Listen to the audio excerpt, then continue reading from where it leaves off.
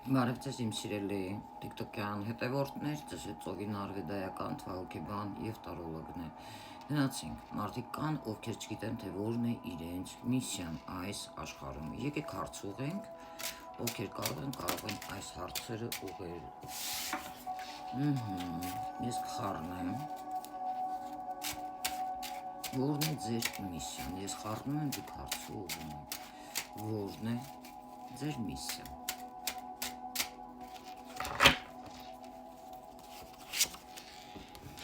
Կայսրուհին է,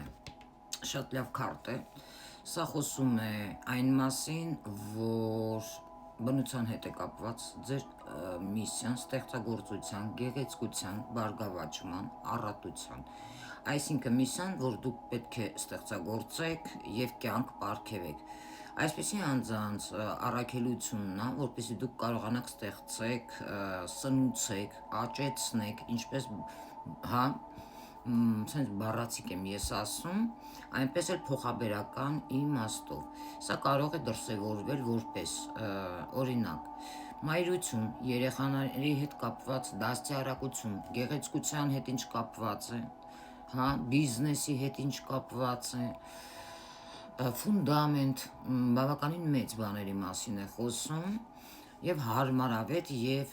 բարգավաճ դարձնեք ամեն ինչ ձեր շուրջը, այլ ոչ թե ավիրեք։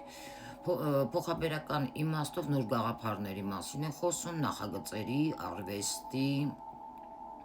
նաև կապ ունի դերասանականի հետ, կստացի 3 թվանշանը, բայց այստեղ պետք է բավականին խորը անալիզ ձեզ։ Ես սա արդեն թվագիտական տեսանկյունից էլ եմ ասում,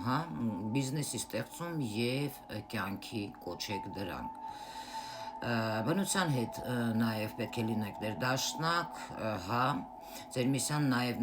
ներառում է բնության հետ կապված գեղեցկությունը, գնահատելը, ֆիզիկական զգացողությունները, հաճույք ստանալը և այդ ներդաշնակությունը աշխարհ փոխանցելը։ Ինչ կապված է ձեր մարմնի հետ, դուք չպետք է հուշտ լինեք ձեր մարմնից, հոգատար նրա մասին հոգ տանեք, որովհետև անձը կանչված է ցուցաբերելու մայրական կամ խնամող էներգիա, ապահովելով անվերապահ սեր, իշխանություն և ինքնահաստատում, միսիան այսպիսի կանացի իշխանության դրսևորում է, անձի միսիան է գտնել և արտահայտել իր ներքին ուժը,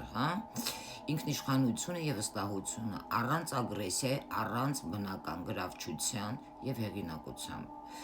Առատություն բերում է միայն